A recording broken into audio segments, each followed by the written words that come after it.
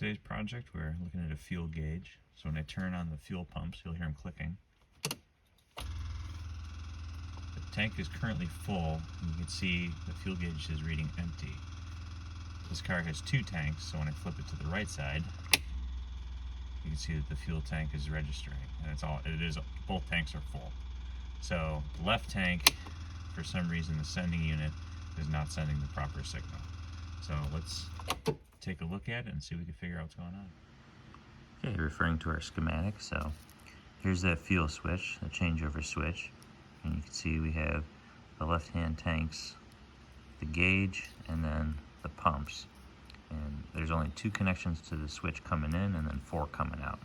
So we're going to check all those connections from the tanks to the switch and then from the switch to the fuse panel and make sure everything's connected correctly. Now, being that the right-hand tank is working and the left-hand tank is not, it's most likely this switch, but we're going to dig into it and try and figure it out. So battery's disconnected because we're going to be doing some electrical work. And this car has a nice feature. If you remove these access screws, this whole panel folds down and you got all your connections here. You got your fuses, you got your switches, and we've already identified the number 1 fuse here. So we're going to trace on the hot side because it splits this white wire and it comes down in here, and here's the switch we're looking at right now. So we're going to basically probe all these connections, make sure we're getting a good signal, and then if we're not getting a good signal, we'll trace the wires back. So we'll start here. Alright, so the first step in tracing is you're going to want to know which side is ground. So if you take your multimeter and you just ground it out, I'm going to use the door panel for now, and then you go ahead and you take your probe and you try and find something that's ground. Now, you can look for a bolt sometimes, or you can go directly to the chassis. I'm not getting any continuity there, so those are isolated. A better spot is to try and find something that's to structure, so you can use where there was a bolt that was connected, or if you can find a bolt that's holding something together, that's usually a good place to start for ground. Let's keep going. Alright, so we know our tanks are grounded, so the left-hand tank and the right-hand tank is grounded. On this side of the tank, you have a light green and slate wire, and a light green and red wire that come from the switch. So if we look at these connections here, on the back of the switch, they're right here. So this one's the light green and slate. You can barely see the slate line where my fingernail is, and then here's the light green and red. So what we're going to do is we're going to disconnect these and see if we get a resistance reading from these terminals to that ground that we just found. Actually, there's a bolt right there we can use. And we're going to see if we have equal resistance ratings, because we know both tanks are full, and we know at least the right one, which is the red wire, is making connection. So we're going to compare those two. Okay, we got our meter hooked up. I stuck the probe on this grounding point here, and now I'm going to go ahead and check my continuity. So I go to the bolt. You can see I have 0 ohms, so that means I got a good ground there. Alright, now I'm going to grab the red and green wire, which is the right-hand tank. We know that's full and it's working. And I get 29.4 ohms. So that's what's actually the signal back from the sending unit to this gauge. So this gauge is acting like a ohm meter. And that's how it can tell if it's empty. It would be 0 ohms. If it's full, it's the 29.4 ohms.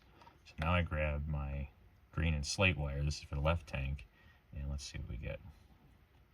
Okay, 30 ohms. Now, I know that there's slightly more fuel in the left tank because we've been driving the car on the right side. So that makes sense that it's slightly higher because it's got more fuel in it. But what doesn't make sense is if I got 2 resistance readings here, why isn't the gauge working? So very quickly we're able to find that the connection lies somewhere within this switch like we had suspected. So let's go one step further. Okay, I actually reversed the connections on the right and left tank for just the gauge. Battery is reconnected. We have it on the right tank. So this is going to be reading the left side fuel level on the gauge when I turn on the key. So let's see if it moves. And it does. Okay, so what does that say? That means that I have continuity on the left tank sending unit, and I have continuity on the right tank sending unit. What I don't have is I don't have a switch that's able to make the connection left versus right. So the next step is we're going to see if we can remove this switch and see if there's something wrong with the actual switch. Okay, tech tip for today. You never want to use one of these serrated flat blade drivers for removing these connectors. You always want to use a smooth bladed screwdriver. That just lessens the chance of doing any damage. And what you want to do is you want to get it where you can underneath the terminal.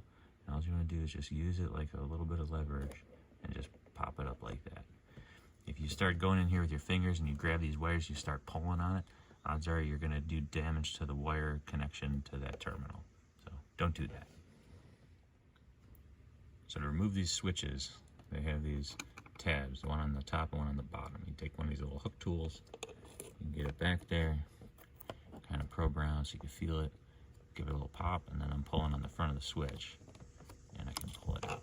And then push from this side, and if you get it right, pull your switch out.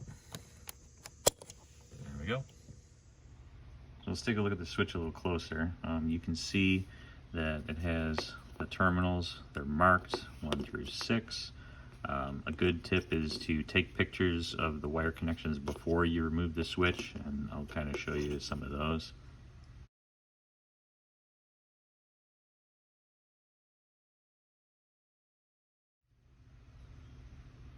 So back at the switch here, you can see down inside there's some contacts there. There's some internal mechanism to this switch that's probably the issue.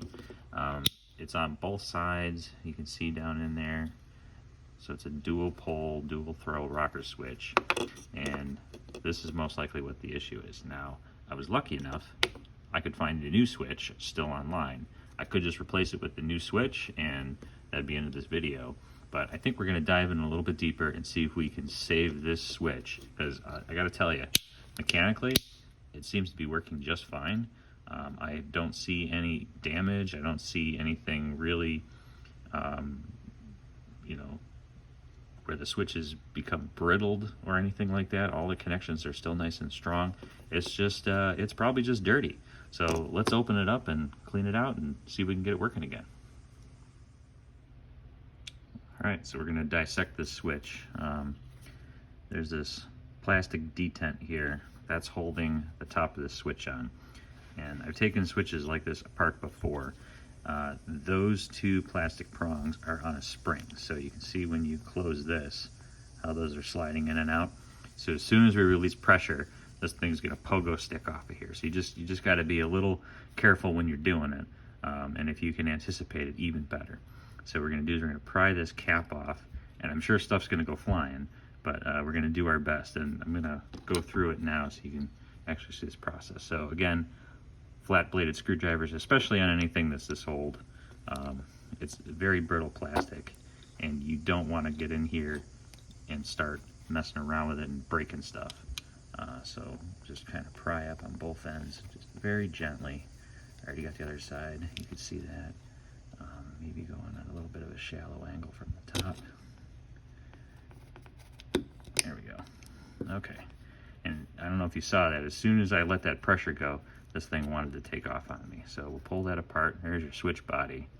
And oh my God, look at all that carbon in there. Woo-wee, that's your problem right there. So these copper contacts, you can see, they're all corroded. They're all gunked up. And we're probably gonna be able to save this switch if we can go ahead and get all these contacts out of here without causing too much of a mess. And ooh, we got something here that's kind of interesting. That looks almost worn out. Might be some grease.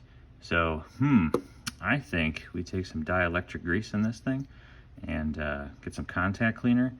We'll probably get this switch working again. So let's go ahead and do that.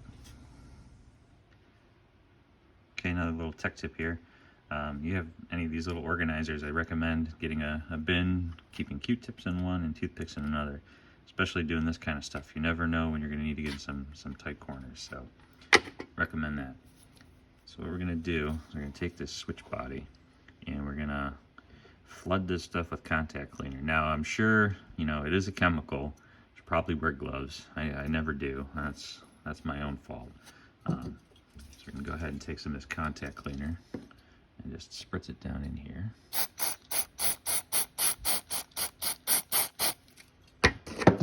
few tips, and this is fast drying stuff, but just get in there and kind of work it in. And what's interesting is this already has some dielectric grease in it. So from Jaguar, they already went ahead and did that. But what it didn't do is it didn't prevent this thing from getting carbon. So if you look down in here, see if I focus it, we actually got some corrosion on these pins. So the dark brown is carbon burning, and then the green on there is actually some oxidation. So the grease over time wore away and these contacts became oxidized. So what we're gonna do is we're gonna get a little bit of sandpaper and we're gonna clean all of these contacts up on the switch body and then also those paddles. And when we put this all back together, we're just gonna put it in, hook it up, and see if it works. We're not gonna do a whole lot of screwing around with this switch. Being that this is plastic, the contact cleaner, you don't really want to keep it on there. So after I clean this switch, I'll just wash it with some soap and water, and that'll clean the switch body up. Okay, I'll show you an easy way to clean these contacts. So just take a hard surface and a brass brush, and just kind of go back and forth on it.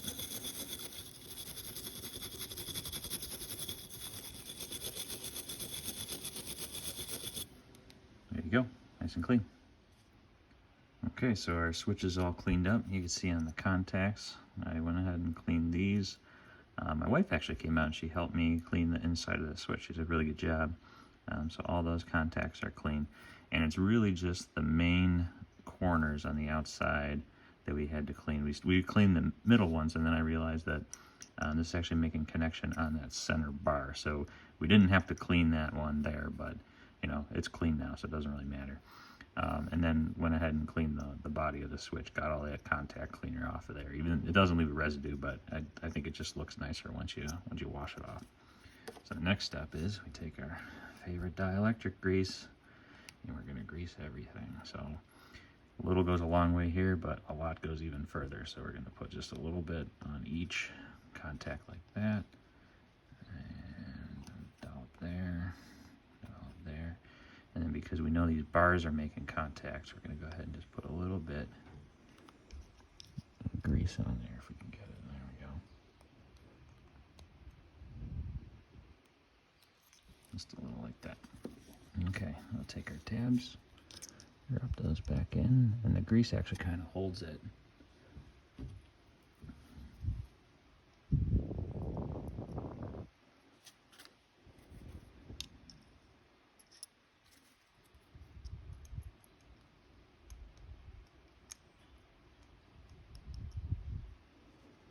There we go. Oh, just noticing these tabs are not the right, they're not the same. See the difference there? That could be part of it too. The tab's not bent. So, I think flatter is going to be better for this. If we go this way, same thing. So let's think, how do we want to do this? I think we want to straighten this bottom one out a little. Clean that grease off. Let's do this upside down too. That's why you gotta do this stuff. See the difference in the angles there? So this is most likely not making contact when it's closing. So let's just kind of straighten it out ever so slightly. And this is copper, or it might be brass. You don't want to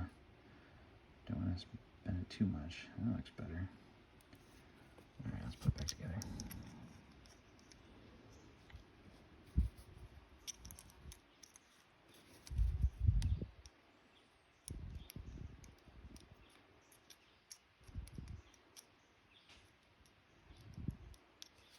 All right, now we're gonna actually grease these a little bit.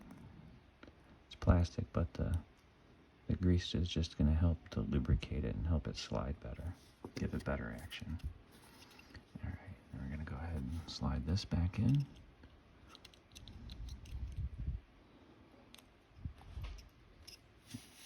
Like that. Switch is all cleaned up back together. Got our meter hooked up to it. test both sides. And then these should be disconnected. Flip the switch. And then these are disconnected now. And these should be connected. We have a functioning switch. Let's put it back in. All right, everything's back together. Power's on. Key on fuel pump for the right side. And you can see fuel gauge is going up. We'll flip it to the left. And the fuel gauge is still going up. So we have a working fuel gauge switch.